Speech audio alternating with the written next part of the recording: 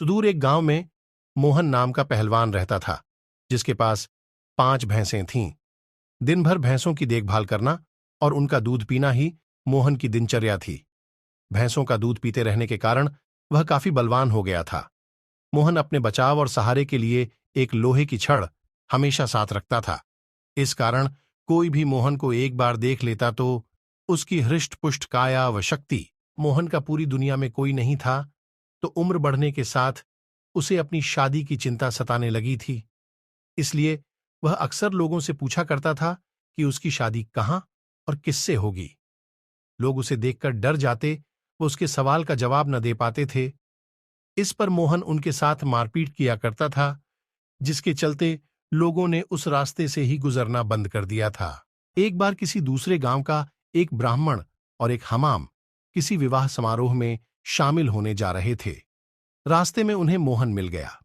मोहन ने ब्राह्मण को देखा तो उसने दोनों को अपने पास बुलाते हुए कहा कि आप तो मुझे ज्ञानी नजर आते हो, बताइए मेरी शादी कब और कहां होगी। इस तरह पहलवान का सवाल सुनकर दोनों ठिठक गए। हमाम काफी चतुर था। उसने सोचा कि अग एक बच्चे के साथ रहती थी। उसका पति बड़ा ही धूर्त व आलसी किस्म का शख्स था और उसे बात बात पर झूठ बोलने की आदत थी। इस वजह से वह महिला अपने पति से बेहद परेशान रहती थी। काफी दूर तक पैदल चलने के बाद जब मोहन ताड़ के पेड़ के पास पहुंचा तो वह औरत घर के बाहर निकली। घर के आंगन में प्रवेश करते हुए मोहन लड़खड़ाकर गिर पड़ा और उसका एक हाथ औरत को लगा कि पहलवान जरूर उसके पति को जानता होगा। अपने एक हाथ से गाल मलते हुए औरत ने पहलवान को अतिथि कक्ष में बैठने के लिए कहा और उसे जलपान कराने लगी। इतने में औरत का पति वहां पहुंच गया। एक पराये मर्द के साथ अपनी पत्नी को देखकर वह गुस्से से मोहन की ओर इशारा कर पत्नी से पूछने लगा कि यह शख्स कौन है। औरत ने डरते हुए कहा कि उसे लगा कि वह अपनी पत्नी की बात सुनकर वह शख्स और भी क्रोधित हो गया और लड़ने के लिए मोहन की ओर झपका। शख्स को रोकने के लिए मोहन ने अपने लोहे की छड़ उसके सिर पर रख दी, जिससे वह आदमी वहीं मर गया। यह सब दृश्य देखकर उसकी पत्नी रोने लगी। माहौल को देखकर पहलवान वहां से जाने लगा तो उस औरत ने मोहन को रोक लिया और कहने लगी कि उसके पति के अलावा घर में कमाने वा महिला की बात सुनकर पहलवान अपने लोहे की छड़ उठाए राजमहल की ओर चल पड़ा। राजमहल के पास पहुंचने पर सभी द्वारपाल और सैनिक मोहन की काया देखकर डर से कांपने लगे और तुरंत राजा तक सूचना पहुंचाई कि कोई बलवान हाथ में लोहे की छड़ लिए महल की ओर बढ़ता चला आ रहा है। सूचना पाकर राजा ने तुरंत अपने मुंशी को बुलाया और उसे तत्काल पहलवान के पास जाकर आने। पहलवान मुंशी को खेती के लिए जमीन मांगने की अपनी विनती बताता है। संदेश लेकर राजा के पास पहुंचने पर राजा पहलवान को ढेर सारी जमीन देने का आदेश देता है।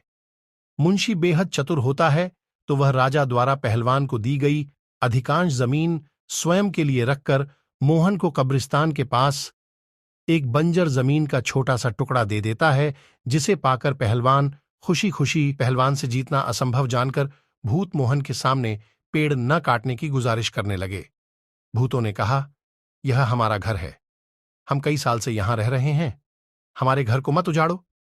भूतों ने इसके बदले खेतों में काम कर उपज मोहन के घर पहुंचाने का प्रस्ताव रखा। मोहन को भूतों पर दया आ जाती है और वह उनका प्रस्ताव स्वीकार कर घर चला जाता है। इसके बाद से भूत होता है, जिस पर भूतों का बसेरा होता है। जमीन को फसल उगाने योग्य बनाने के लिए जब पहलवान जुताई शुरू करता है तो पेड़ के कारण उसे खेत जोतने में परेशानी आने लगती है। मोहन उस पेड़ को उखाड़ने की ठान लेता है और अपनी लोहे की छड़ से उस पर प्रहार करता है, जिससे करीब 150 भूत पेड़ से नीचे गिर जाते हैं और गुस्से से पहलवान की ओर लड़ने के लिए दौड़ बार उन भूतों का गुरु उनसे मिलने आता है।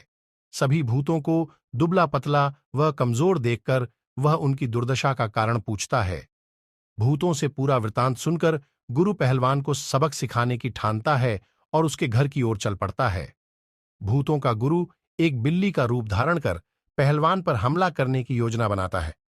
उन दिनों पहलवान के घर में रोज एक बिल्ली रसोई में पहलवान के प्रहार से भूतों के गुरु की कई हड्डियां टूट जाती हैं और वह अपने असली रूप में आकर अपनी जान बख्शने का निवेदन करने लगता है।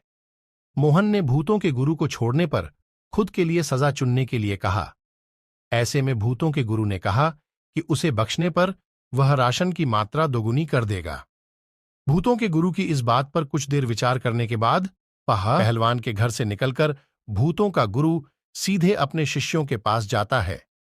शिष्यों के पूछने पर वह उन्हें पूरा वृतांत बताता है और कहता है कि अब से पहलवान के घर भेजने वाले राशन की मात्रा दोगुनी करनी होगी।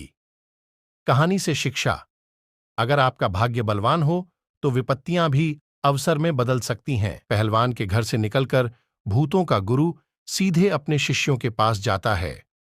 शिष्यों के पूछने पर वह उन्हें पूरा वृतांत बताता है और कहता है कि अब से पहलवान के घर भेजने वाले राशन की मात्रा दोगुनी करनी होगी।